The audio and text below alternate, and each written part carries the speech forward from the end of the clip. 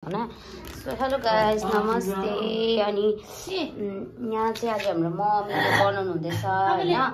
अनि यहाँनिर चाहिँ सो मम्मीले चाहिँ यहाँ यसरी किन बिचमा यसरी फाँका गर्नुभएको भन्दाखेरि चाहिँ नि तेल अन्दाज आउँदैन भन्नुहुन्छ नि त हैन। अब कति हाल्नु तेल भनेर सो त्यही भनेर चाहिँ यहाँनिर चाहिँ यसरी मम्मीले चाहिँ तेल अन्दाज गर्नु हुँदैछ। अन्त यसलाई चाहिँ हाल्नुहुन्छ मम्मीले, प्याज चाहिँ धेरै हाल्नुहुन्छ मम्मीले उयसको लागि के भन्छ त्यो ग्रेभीको लागि चाहिँ प्याज धेरै हाल्नुहुन्छ नि त हो, लसुन अदुवा प्याज हैन।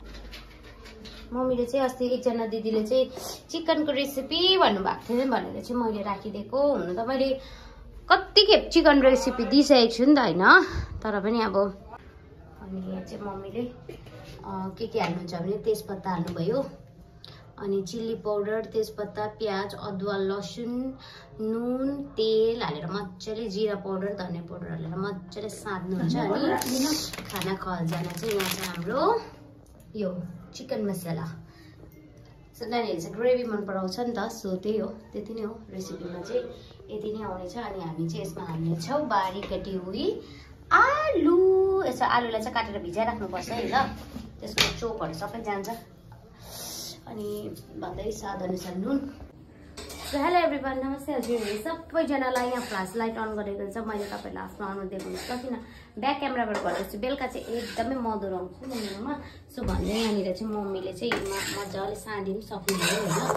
सो अब यसलाई चाहिँ 5-10 मिनट यसरी राख्नुहुन्छ छोपेर। अन्त हल्का आँचमा धिमी आँचमा मम्मीले यसलाई भुटी पकाउनुहुन्छ। 5 मिनट भएपछि मम्मीले चाहिँ मजाले हल्की आँचमा मजाले भुटी पकाउनु हुँदैछ। सो त्यही हो। सो गाइस चिकन करी चाहिँ हाम्रो मम्मीले भुटेर पकाएर रेडी गरिसक्नु भएछ। देखिहाल्नु बेला कस्तो यम भएछ हो। सो हाम्रो मम्मी चाहिँ यहाँ आउनुहुन्छ।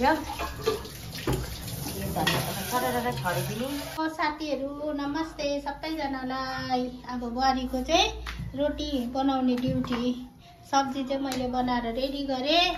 अब रोटी बनाउने ड्युटी चाहिँ बुहारीको, मात्रै रोटी चाहिँ बुहारीले नै बनाउँछ, मलाई त्यस्तो फुलाउन आउँदैन। भन्दा पनि फुलेन नि आजको रोटी, के भयो हेर्नु न।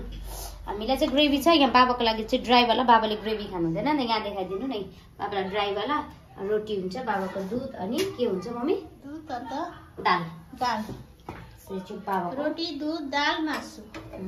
र मैले चाहिँ अघि बनाएको चिकन चाहिँ क्यामेराले उयो हुन्छ धुवाले रेडी छ।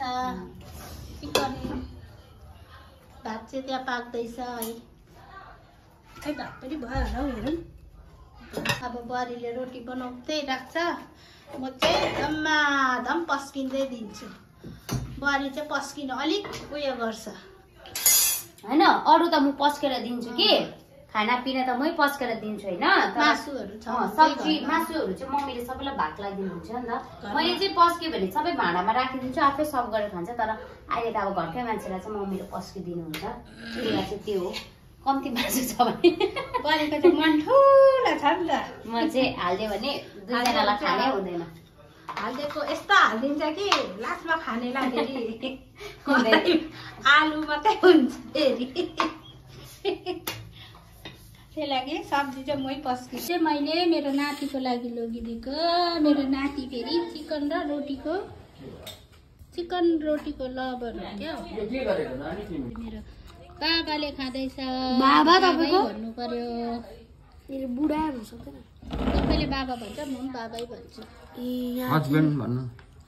मेरो हस्बेन्ड यहाँ चाहिँ मेरो नातिले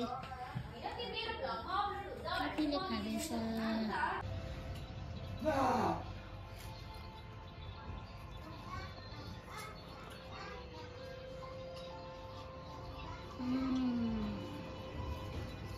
मासुको ग्रेभीसँग खान्छ, मिठो खाएर हामीले पनि खाँदैछु। फेरि भन्नु त। सो गाइस सबैले खायो, अब म मेरो मुख खाने है। कस्तो लाग्यो दादाहरू साथी चाहिँ सामने अब बुकहरू हुन्छ मलाई थाहा हुन्छ के हो।